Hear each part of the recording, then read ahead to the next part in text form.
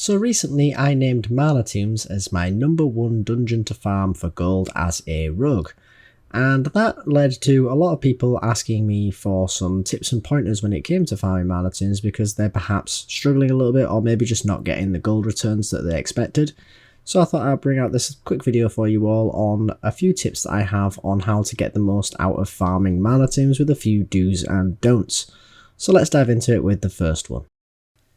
So our first point of call is going to be our choice of poisons. Now we are going to want to use double instant poison while we're farming Mana Tombs, and that is for two reasons. Firstly, deadly poison is not going to be much use comparative to instant poison because the mobs do not live long enough to get the value out for the damage comparative to instant poison. And when it comes to your utility poisons, they're pretty much only going to help you with regards to casters, and the caster mobs when we're in here are not going to be any cause of concern.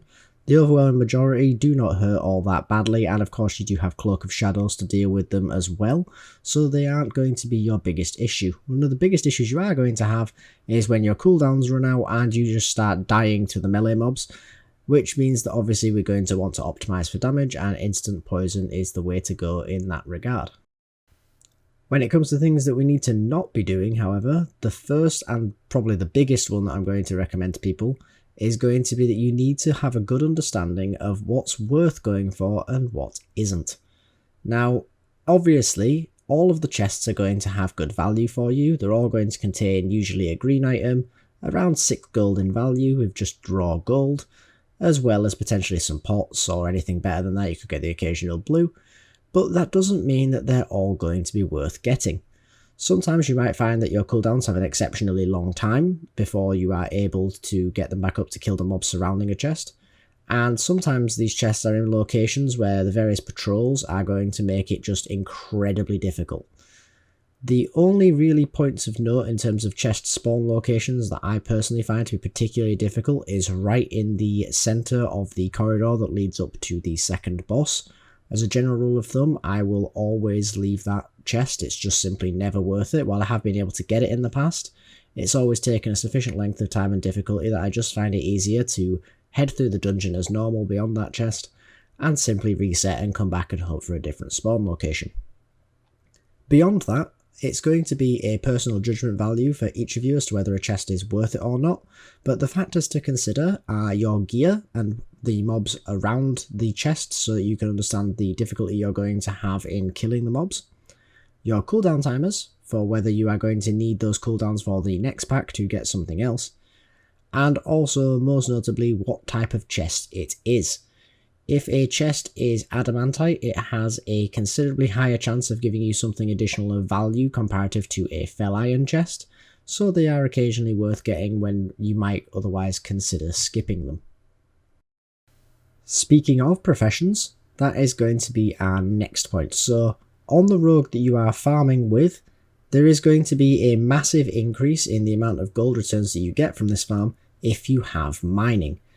The amount of nodes in here, the ease of which they are acquired, and the value of the items that you're going to get from these nodes is going to be absolutely fantastic. It probably makes up a solid 50% of the gold returns that I get from performing this farm, and as such is something that I highly recommend. As for a secondary profession, I would also recommend that you get enchanting. Now, the enchanting does not need to be on the character with which you are farming, as of course none of the items that we're going to be getting, given that we're not killing bosses, are going to be bind on pickup. They're all going to be BOE, so you can post them over to an alt.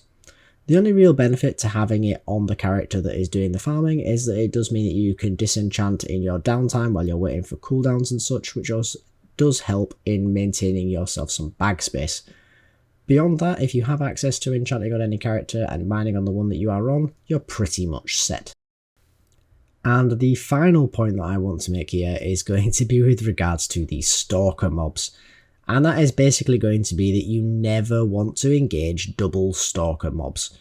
If you find that there is a pack that you really want to get the benefit from killing, such as an adamantite chest or the like, then you really do want to consider what mobs are in that pack. If there is a double Stalker pack nearby to a chest that you are determined to get that chest, I highly recommend that you sap one of the Stalkers out, kill the other one and whatever other mob is present with it, and then go back to the second Stalker having recovered. This is because not only do the Stalkers hit quite hard, and also seemingly have a lot of capacity to hit you through your evasion capacities, but they also have a rather nasty poison, which you don't realistically have a way of cleansing on the fly, save for perhaps if you have some sort of anti-poison item from your first aid profession, at which point you can consider this point somewhat moot. The real horror though is that that poison does have a habit of breaking you out from your vanish, and or simply killing you after the fact because of the sheer amount of damage that it does if you attempt to vanish at low health.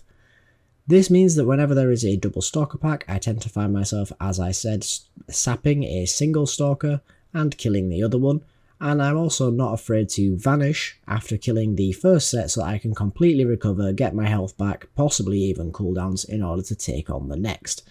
While this is time consuming, there is absolutely nothing worse in this particular gold farm than dying.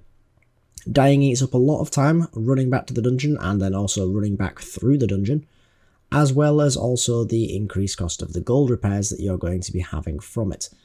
Dying is the worst thing that can possibly happen, so if you ever have the option of pressing any button whatsoever that will prevent death, then I highly recommend doing so. But that's going to about wrap it up for this video, guys. I do hope that you found it somewhat informative, and if you did, please do consider letting me know down below with any information you found helpful or any other information that you may wish to have given to you on this topic. But for now, guys, thanks for watching, and I hope to see you in the next one. Later.